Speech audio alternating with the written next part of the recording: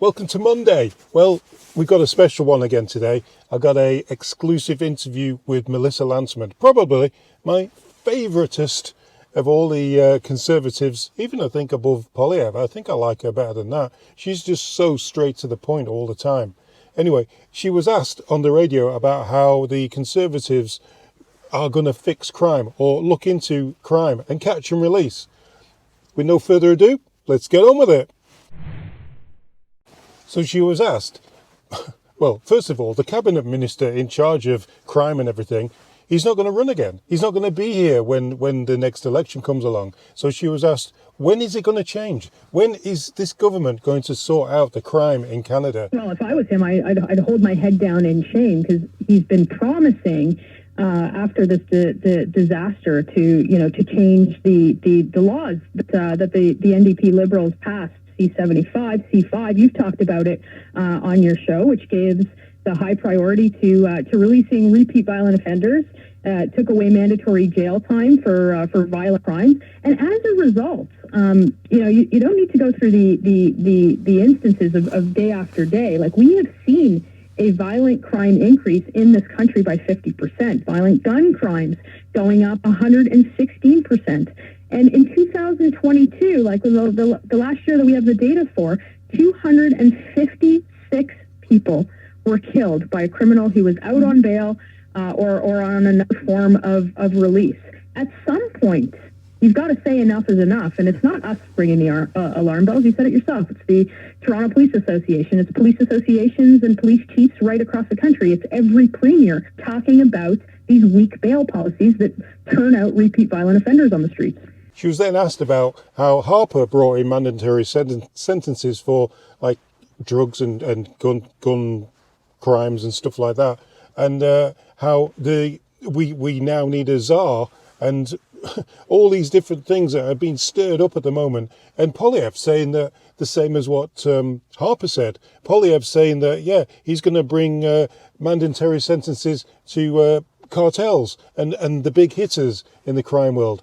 How's that going to work? Sometimes doing the tough thing is what needs to be done. Like, you're dealing with the courts, right? So this is a conversation though the Canadian public needs to be part of. We had 49,000 people die of overdose in this country since the Prime Minister has come to office. You don't have to be a genius to figure out that their plan isn't working.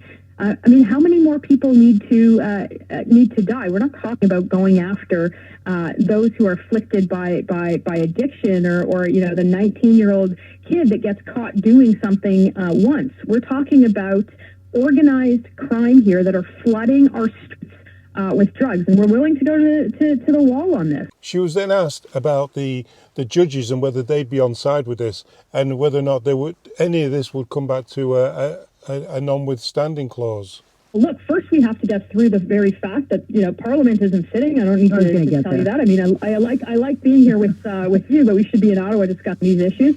The Police Association said, ask those who are running to be your next Prime Minister what their plan is to stop repeat offenders. We saw like men and women in uniform who put their lives on the line every single day to protect us. We saw the police chief say today on three of them. 3 calls, being assaulted. Of course, we wish them a speedy recovery, but these things should not be happening. And that conversation should happen on the floor of Parliament in the next election. And yes, eventually with the courts who for some reason don't see this as a public safety issue. The only way we're going to get tougher on crime is if we get a new government in power. So we need to get rid of the Liberal government and then bring in a Conservative government. But then Mellisa was asked, what if, for some bizarre reason, that the government does not get replaced and the same government continues for another 4 years? No matter who the leaders choose, it's the same old Liberal playbook of the same old policies. You can't just replace the person at the top and run away from the policies of the last 9 years that have resulted in the increase in violent crime, the increase in gun crime, the increase in fentanyl deaths. It shouldn't take somebody from the U.S. telling us to get our house in order. We should want to do these things because we want to fix this country. And there are too many people that are victimized and re-victimized because of weak bail policies, weak on crime policies, weak drug enforcement policies. The country is in utter chaos, and we're happy to take that message to the Canadian public, as we have been holding this government to account. So I'll say this, a new Liberal leader is exactly the same as the old Liberal leader, and we'll put that question to Canadians. Well, there's an issue with Canada at the moment anyway. We can't actually go to Parliament and we can't debate any of these crime things. We can't talk about it. The only thing we can do is like just programs like this and just tell the people that, this Liberal government doesn't really care about Canada, and we won't be getting back into Parliament until the end of March. Yeah, 6 weeks to go, and I mean, that question lies with Jagmeet Singh and whether he wants to prop up this government anymore, no matter who's at the helm, whether it's Justin Trudeau or a Justin Trudeau lookalike.